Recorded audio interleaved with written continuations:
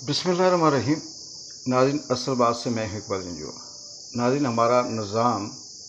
हम ये नहीं कहेंगे कि कोई एक शख्स, कोई एक इदारा या फिर किसी एक स्कूल ऑफ थाट की बात नहीं, बल्कि हमारा निज़ाम इतना झूठा, मकार, करप्ट, दो नंबर है कि हम जब उसकी अंदर की खसलत को देखते हैं, इस निज़ाम की, जब इस निज़ाम के फितरत और DNA को देखते हैं तो हैरान रह जाते हैं कि ये मुल्क अगर इस वक्त तक चल रहा है तो कैसे चला, ये मुल्क अगर इस वक्त तक कायम है तो कैसे कायम रहा। इस मुल्क के अंदर अभी तक कोई कुदरत की तरफ से, अल्लाह की तरफ से अज़ाब नहीं आया। तो क्यों नहीं आया? क्योंकि इस निज़ाम के अंदर सिर्फ़ और सिर्फ एक ही बात है कि जो ताकतवर है वो उस ताकत के अंदर वो अपने तमाम इख्तियारात, वो तमाम ज़िम्मेदारियाँ जो कुदरत की तरफ से, अल्लाह की तरफ से उसे दी गई होती हैं, अपने जिस मनसब पे बैठा होता है उस मनसब को भूल कर वो ये सोचता है कि शायद ये मेरा पैदाशी हक़ है, विरासत में ये मुझे मनसब मिला था। चाहे वो किसी इदारे का चीफ़ हो, चाहे वो काजी हो, चाहे वो मुनसब हो, चाहे वो IG हो, चाहे वो वज़ीर-ए-आज़म हो या दीगर छोटे छोटे जो इनके एहलकार या आगे इनके चमचे हैं वो हों, वो सारे के सारे सिर्फ ज़ाती मुफाद की खातिर इस हद तक जुल्म करते हैं अपने जो उन लोगों पर जिनकी हिफाजत की ज़िम्मेदारी इन्हें होती है।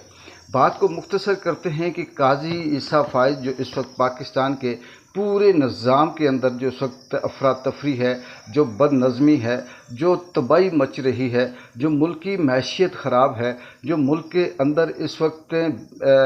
अदम एतमाद कह सकते हैं या गैर यकीनी सी सूरत हाल है, किसी शख्स का मुस्तकबिल नहीं है, किसी शख्स को कल उसके साथ क्या होना है उसे पता नहीं है। इन सब का ज़िम्मेदार काजी ईसा फ़ाइज़ है, क्योंकि दुनिया की तारीख़ इस बात पे गवाह है कि जब भी किसी मुल्क के अंदर अदालती निज़ाम या इंसाफ करने वाले सही हों तो फिर बाकी जो चोर, डाकू, लुटेरे, ज़ालिम होते हैं वो उनके शिकंजे में होते हैं और उसकी डर की वजह से वो कंट्रोल करते हैं। लेकिन हमारे यहाँ बदकिस्मती ये है कि वो काजी जिसका काम पूरे पाकिस्तान की 25 करोड़ आवाम को इंसाफ देना है, वो काजी जिसने बैरून मुल्क भी पाकिस्तानियों को तहफ़्फ़ुज़ देना है, वो काजी जिसने आम आदमी की उम्मीद बनना है, वो काजी अब इस मुल्क का न सिर्फ नासूर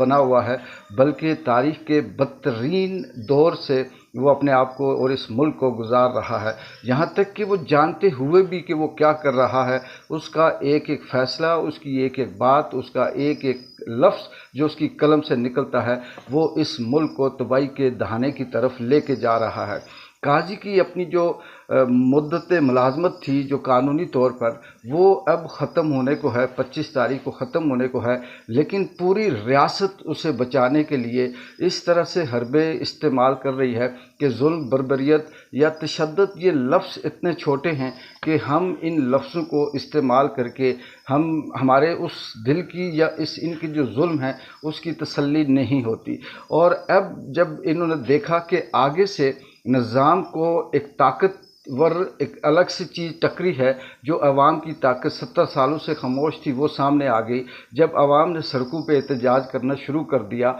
तो फिर काजी ने हल्का सा बैक फुट पर जाकर कभी अपने चमचों से ये बयान दिलवाने की कोशिश कर रहा है कि मुझे एक्सटेंशन की ज़रूरत नहीं, या मैं नहीं चाहता था, या मुझे इस चीज़ का नहीं पता था, या बाहर ऐसी खबरें चल रही हैं जबकि मैं इसका ख्वाहिशमंद नहीं है। क्या बात है इस काजी की।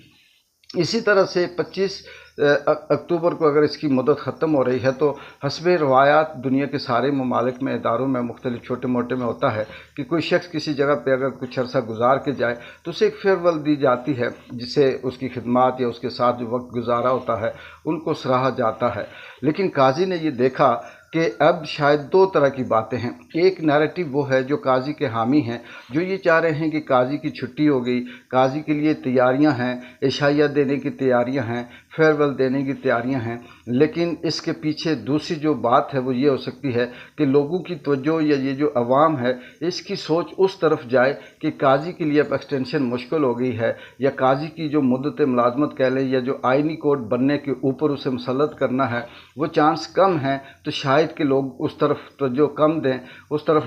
लोगों की का ख्याल कम जाए, ध्यान कम जाए, तो पीछे से वारदात डाली जाए।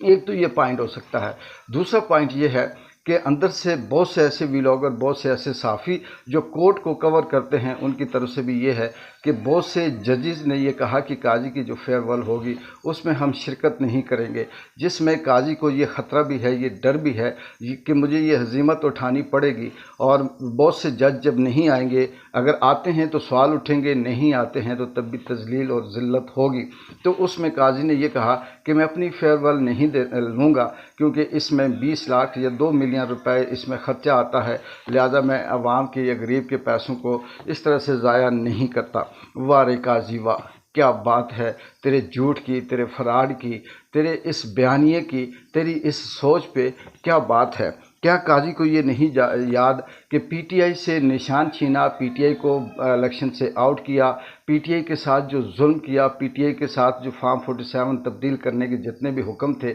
ये काजी के पास से होकर गुजरे, और इस पे जो करोड़ों रुपए लगे, अरबों रुपया खर्च आया, क्या वो गरीबों के टैक्स के पैसे नहीं थे? इसी तरह से पीटीआई के या वो आम आदमी जिनको बेगुनाह गिरफ्तार किया गया, बसों की बसें, ट्रकों के ट्रक भरकर किसी को गुमनाम जगह पे, किसी को जेलों में बंद किया गया, और इस पे जो खर्चा आया क्या ये काजी के पास से नहीं होकर गुजरा? इससे काजी ये क्या किसी गरीब आवाम के टैक्स के पैसे नहीं थे? आगे आए तो इमरान खान को इलेक्शन से दूर रखने के लिए, बेगुनाह अदालत में बंद करने के लिए, उसे सज़ा देने के लिए अदालत को अंदर ही एक अदालत कायम कर दी गई, जेल के अंदर ही अदालत कायम कर दी गई, उसे पेश नहीं किया गया। क्या इसके ऊपर करोड़ों अरबों रुपए खर्च नहीं हुए? क्या ये गरीबों का पैसा नहीं था? इमरान खान की हमायत करने वाला आम आदमी जिसका ताल्लुक़ न किसी सियासत से है न किसी दूसरी जमात से है, वो सिर्फ इमरान खान की सच्चाई, इस मुल्क की वफादारी और इस मुल्क की बेहतरी के लिए उसके हक़ में आवाज़ उठाता है, उनको उठाया जाता है, उन सैकड़ों लोगों को गिरफ़्तार किया जाता है, उनको मारा जाता है, उनके ऊपर केसेस किए जाते हैं। क्या इस पे जो करोड़ों अरबों रुपया खर्च आ रहा है क्या ये गरीब आवाम के टैक्सों का पैसा नहीं है? इसी तरह से पाकिस्तान के अंदर जो कंटेनर लगाए जाते हैं, जो रास्ते बंद किए जाते हैं, जो पुरअमन एहतजाजों को रोका जाता है, जो इजाज़त नहीं दी जाती, जो अदालतों काजी की तरफ से ही है कि इनका जलसा यहाँ नहीं, यहाँ होना चाहिए, वहाँ नहीं, इधर होना चाहिए, उस पे जो हुकूमत के करोड़ों अरबों रुपए खर्च होते हैं, क्या ये आवाम के टैक्सों का पैसा नहीं? ये सब झूठ है, फराड है कि काजी इस वक्त अपने नंबर बनाने के लिए ये कहे कि मैं फेयरवेल नहीं लेता क्योंकि मैं गरीबों के पैसों पे इस तरह से खर्च नहीं करता।